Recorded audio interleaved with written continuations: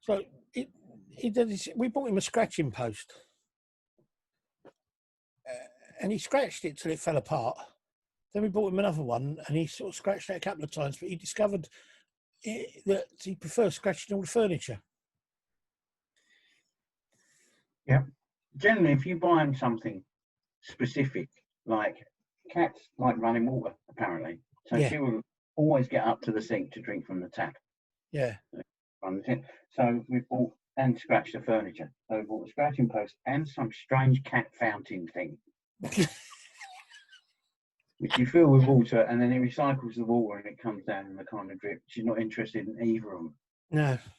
Well, George was a bit sick the other day, so I put a bowl of water down for him, and he went over and sniffed at it, and then walked away. And then about 20 minutes later, I noticed he was up on the windowsill, and we've got these. We're trying to grow Venus flytraps. So we've got this little pot with Venus flytraps in. It's in this sort of trough with water in it for it. And he's up on the windowsill drinking the water out of the trough for the plants. He's got a full bowl of water over the other side of the room. I know. You completely ignored. You just think, why? It's deliberate. Oh, yeah. It's one of those things. It's like, I've always said, cats are the only animal that can sleep at you. Yeah. They sleep with attitude. And they also do this thing where you're sitting there, and the cat will be looking at you, look at it for a while, and then it will just do this over his shoulder. And then you kind of think, what are you looking at? And you do that. And when you look back, the cat's just looking the other way. You think, wanker.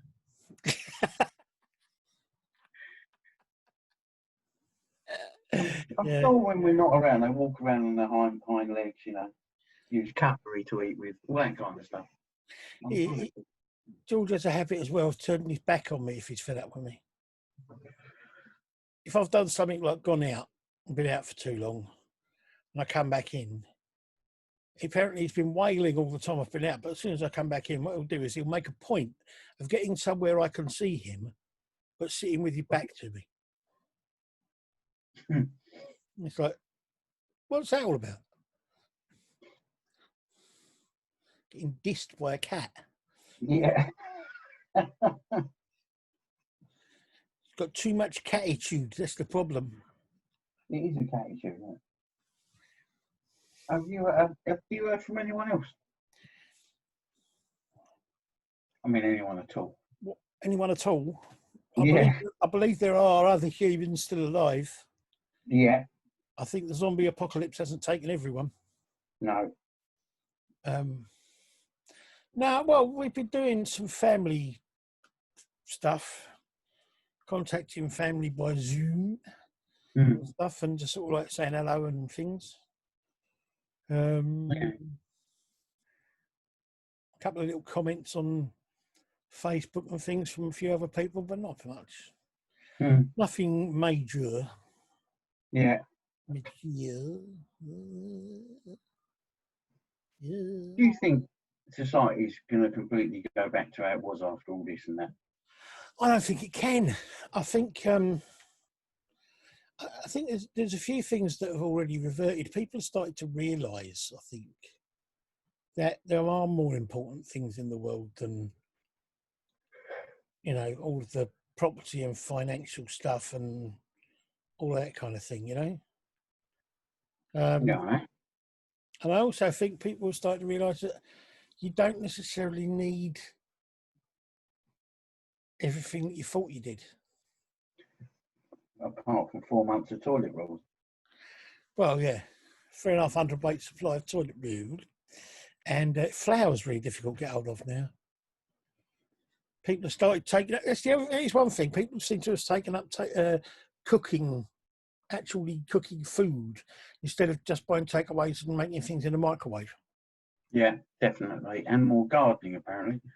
More gardening, yeah. There's definitely more people out jogging and walking now. Because it's the only way to get out of the house. Yeah. And there's been a rise in people reading stuff and doing new things, Okay. experiencing different things in life and stuff. But I do think that to a large extent, once this is all over, a lot of people are just going to go and slot back into how they always used to be, because there's a kind of I've thought for a long time that there's a kind of apathy amongst the population of the world, in which we just, things are going okay. I won't make too much fuss about it. I'll just get on with my life. Yeah. And I don't know, I hope that to a certain extent people are starting to think a bit more about what other people do for them, and that maybe some of that will change. People won't be so apathetic about the people who look after us in hospitals and the people who do the things we need to have done in society that we couldn't do without. Yeah. But Yeah, and appreciating of other people, like, people who, I don't know, like people who run transport systems, yeah, like all the drivers and cleaners and bin men. And bin men, definitely. And all the blokes down the tip I went to yesterday. Yeah. No, I'm never going to change my attitude to them. And delivery people, Yeah, totally.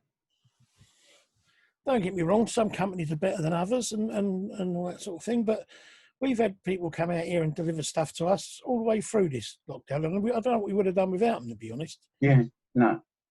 Not of No, the I time. know. So, yeah. It's one of those things.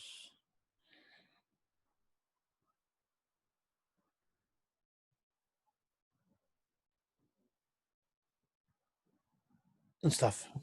Did you see Not the 9 o'clock news recently? No. Paul Merton's been very good. Oh, you mean have I got news for you? Have I got news for you? You went back in time there for a minute. I think it's because I've been remembering bits and pieces from Not the 9 o'clock news recently. Oh, okay. Remember, but now I've only seen it once since they've been doing it with the screens and things. It's not quite the same, but it's. No, Paul Merton was on fire the other week though. Yeah. It was, he has like outstanding weeks. Yeah. He seems to be really on it. He did one of those screens. He actually got you in there. Really good. It's good fun. But yeah, I need to start doing some different things. I'm getting a bit stir crazy. Mm. Have you done much music? I've been doing some, but I've been playing around with mixing instruments and things together using the loops on Logic.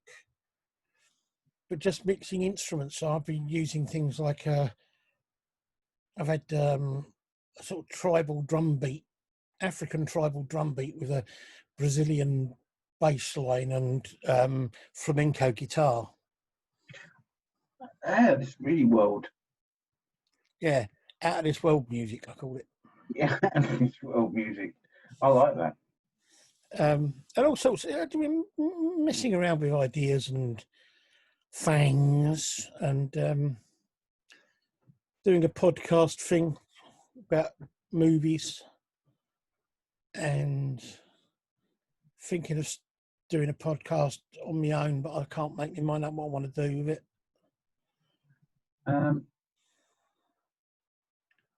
Did you see a film recently you thought was brilliant? I did see a film recently I thought was brilliant.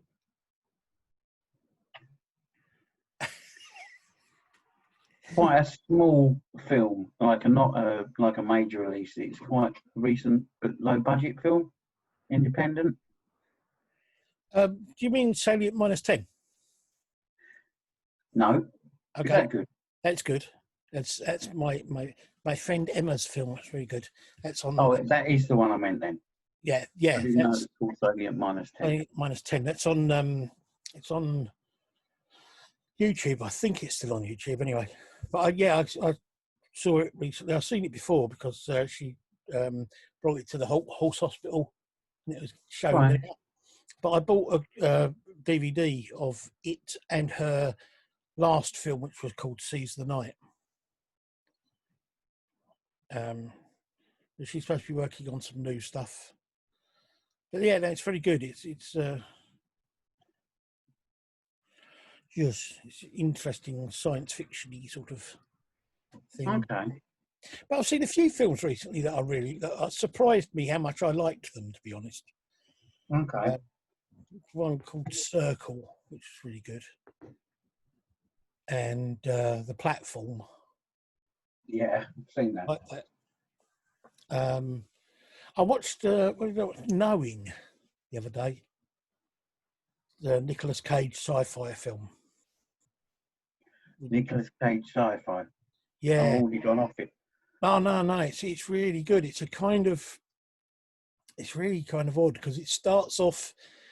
It's really kind of sci-fi odd. It's got sci-fi stuff in it right to the end, but it's also got kind of the end part of it. It's almost like sort of religious symbolism in it and things like that. But it's really good because it's. I find Nicolas Cage films either plays the part really well, and it's kind of understated, which is what this is, or he plays it really over the top. Now the problem with that is that there are some films he's been in that really he warrants him playing really over the top, like Mandy. Mandy is a brilliant film. Mandy. Yeah, that's brilliant horror slasher thing. It's great. But there are other films where he plays over the top, but the part he's playing doesn't need him to play over the top, and it just gets a bit kind of like, wait on a minute, this is a bit too much. I've not heard of Mandy. Mandy is great. Mandy and Mum and Dad are great films. He did both of them a couple of years ago, and they are really worth watching. He was really good in Leaving Las Vegas. Yeah. I thought he was brilliant in that. He plays slightly psychotic really well. Yeah. He plays really psychotic really well. He occasionally plays kind of intellectual really well, which is more what this one is because he's playing the part of an MIT professor. But yeah, one's in between. It's like I quite liked. What's it called? Why do I want to call it Death Rider? That's not right, is it? No, it's Ghost Rider. Ghost Rider. I thought the first one was quite good, but the others were a bit like, no, should have just stopped at one. But my favourite. That was a Marvel comic, wasn't it? Yeah. Must admit, one of my favourite ones of his more mainstream stuff, and it's because he's not just because he's in it, but because I like him, but also because of all the other people in it, has to be Con Air. I think Con Air is a great film. It's really a bit pulpy and a bit, throwaway in lots of ways. But I just find it a really good film to watch. It's like it's on the same sort of like level as things like Die Hard. Yes. You know what I mean? It's good fun to watch. They are those films. But yeah, no, I like. But no, Knowing was okay. It wasn't the best film I've ever seen, but it was all right. I enjoyed watching it. But yeah, Amazon are they? No, it was on Netflix. Oh, I've missed those. Yeah, Mandy's on there, is she? I think Mandy is on Netflix. It might be on now. Oh, I've got now. Mandy. Make that quick. Yeah.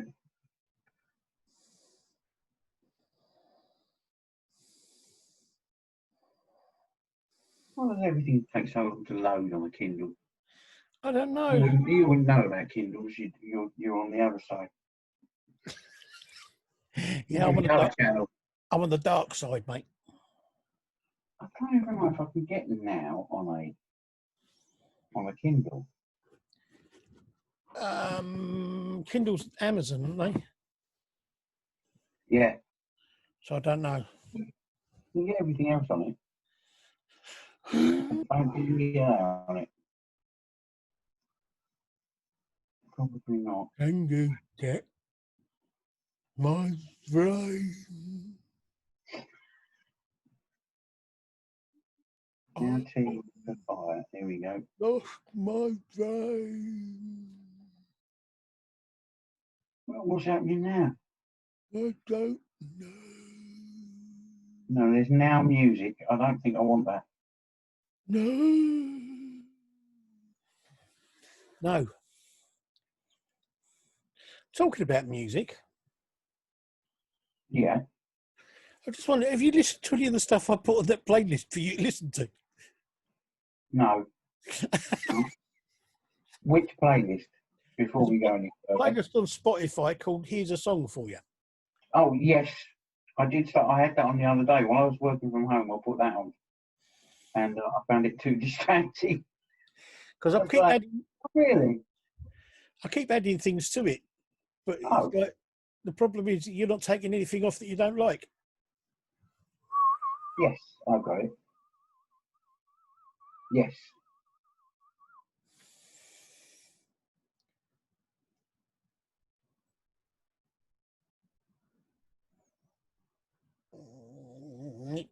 I do like Deep Dark Robot, I must admit. Yes, that stuff is brilliant. As far as I know, they've only done one sort of EP. It's got it's 6 tracks or something. Those are my favourite ones. It's Linda Perry, brilliant. It's really, really strange because you go from one extreme to another in the kind of music it is. Yeah. You know, you go from kind of Southern to Brian Eno. Yeah. Yes. Well, it's the sort of stuff I listen to. That's the problem.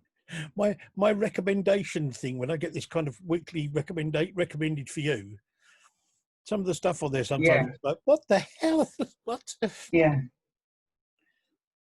They must have to work quite hard with yours. Not that there's someone there doing it, it'll be an algorithm. Just chuck everything at him and see what he says. Yeah, and he'll like it. Yeah. 9 times out of 10 I do. Yeah. I like a bit of everything, me. Which I talk to people sometimes who say, I have got an eclectic taste in music, and I go, oh really?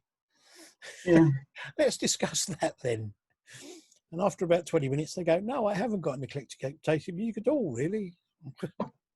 No. I just like a few odd bits of music. Yeah, without necessarily knowing a lot about it. Mm-hmm. I love everything. It's the first time I've ever heard you say that. I do. I love everything. I love everything because it's music is music. You know, it's just like it's what's really annoying is when you find a band that you don't particularly like, or you haven't heard one song by them that you like at all, and then all of a sudden they bring one out and you go, you bastards, I didn't want to like you. Yeah. I had that problem with Eminem. Not really an Eminem fan at all. Don't really like his stuff at all. And then he did Cleaning Out My Closet, and I really liked that. And the same with Oasis. Can't stand Oasis stuff, to be honest. And then they did The Importance of Being Idle, which I loved because it reminds me of the Kinks. It's a good track, that. It reminds me of a good old Kinks song. Yeah. That was a really good track, that was. So yeah, every now and again they get. It's also quite interesting when you come to bands that you've kind of always, I don't know, had a. It's like there are bands that I've always kind of liked stuff by, but I've never really been a big fan of. And then you kind of get to a point where you go, actually, I don't really. There's a few songs I like, but most of their stuff's really not that good. And it's like The Who. Really? I like Tommy, and I like some singles. Apart from that, I could take or leave it, really. I find most of their stuff quite throwaway and boring. Oh, I really like them. Same with the I mean, Rolling I don't. Stones. There's only a few little. There's a little period in their history I like. There's Some some of the singles were all right, and the stuff they did with what was his name, Mick Jones? No. Oh my God, it was a really good guitarist they had in the early '70s. Sticky Fingers and that. Was it Mick Jones? No, Taylor. Mick Taylor. Yes, Yeah. that era I like. But Yeah, I mean, I like some songs. I like their early singles. I like some songs from later on. But I think the thing that brought it home to me is I don't know where I got it from, but I got Steel Wheels. Somebody gave me a copy of their album, Steel Wheels, and it's kind of like you can play it in the background at a dinner party, and it just sits in the background because nobody really notices or pays much attention to it because it's really kind of average. There isn't an outstanding track on the entire album. And I just thought they're really kind of a, band when it comes down to it.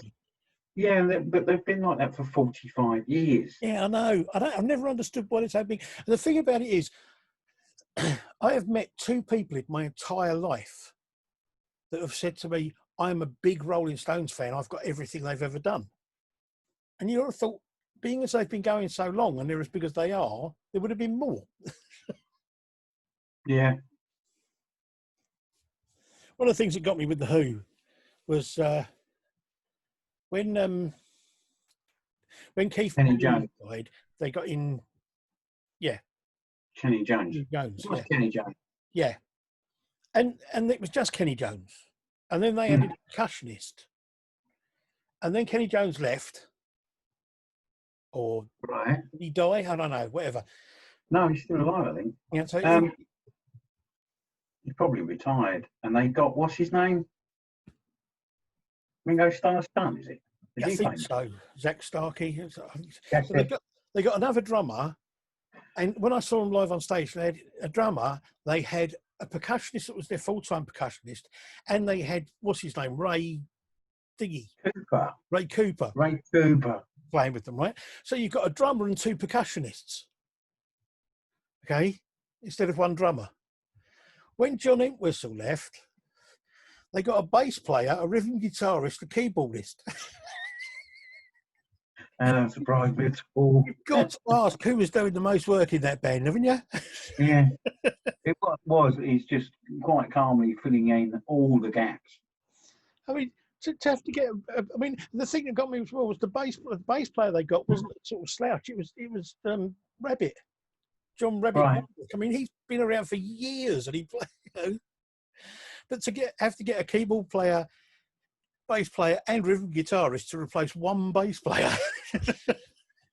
Isn't the rhythm guitarist Pete Townshend's son? I think so, yeah. Yeah. I would like to see. I don't know. I'm not a huge fan of either Pete Townsend or Roger Daltrey, to be honest with you. Right. As people.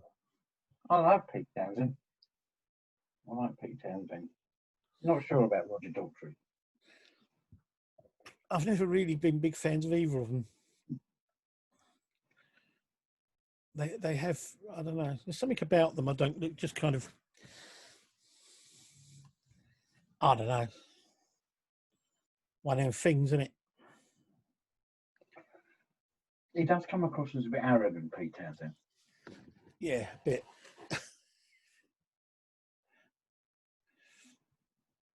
So, I just find that really, I find it sometimes though, that bands, bands that have been around for ages and ages and ages, I've always just kind of accepted their music's there, but I've kind of never really been into it. It just it's just kind of been there. And you kind of say you like them because you're almost expected to. Yeah, well, I am like that with some bands. Toto, for one. But, especially because I play guitar, I'm supposed to love Toto. Yeah, I've never quite understood that. But the other thing is, it's like this. There are some with bands like the Stones and the Who and that sort of. They're kind of like British institutions that you kind of you're supposed to like them because you're British. Yeah. You know, you must be a fan of the Who and the Rolling Stones. No, not yeah. me. I'd rather listen to the Kinks and the Beatles. Definitely rather listen to the Beatles. But the Kinks were another one. The Kinks album stuff, some of their stuff is a bit naff. Yeah, that's it. You kind of expect bands who've got that big for all their albums to be good as well. Yeah. Zeppelin were. Most of their album stuff was good. Yeah, but that's because they didn't do much in the way of single stuff. Yeah. They issued a couple of singles, but they didn't do anything over here, really, single-wise. No. No, bands like that. Deep Purple, maybe, as well. Sabbath. See, Purple are another one of those bands where there are albums that I could quite happily listen to all of it. And there are other albums where I listen to the whole thing and think, actually, there's not one song on there that I really like. Yeah. Yeah, who do we think we are? Yeah, it's a good question. We had 2 good songs on it. Concerto for band and orchestra. Oh, that's awful. Yes. It's one where you expect at the beginning of it. Nowadays, I expect to, if I listen to it, I expect at the beginning of it, somebody to say, "This is a new birth for Deep Purple. It's a jazz rock odyssey. He wrote this." Yeah, he wrote this. Yeah.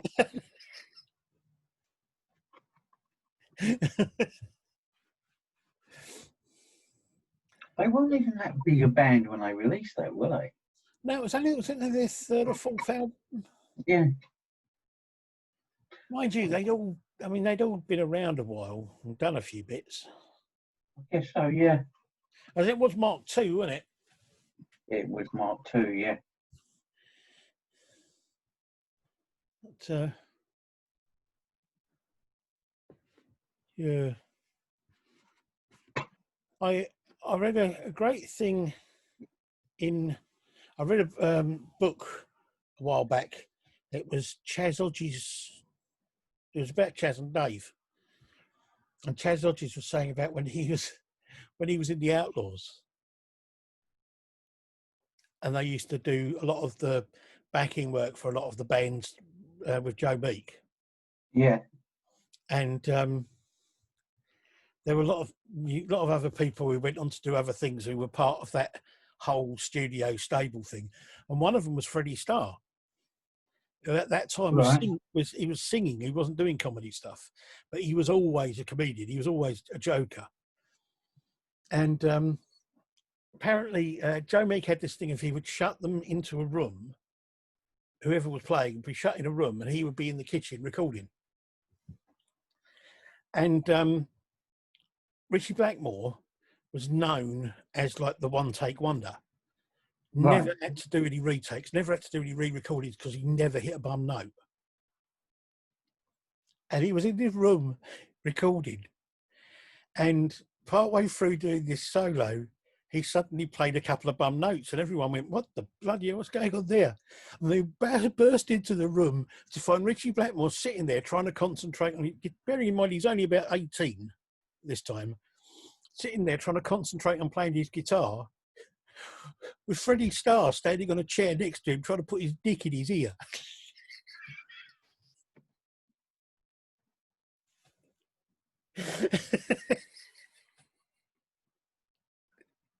You know, that's really strange. I mean, I was thinking, I've never liked Freddie Starr. There's always been almost as like an allergic reaction, a similar kind of allergic reaction I used to have when Jimmy Savile come on the television. I used to have with Freddie Starr. Yeah. Get him off.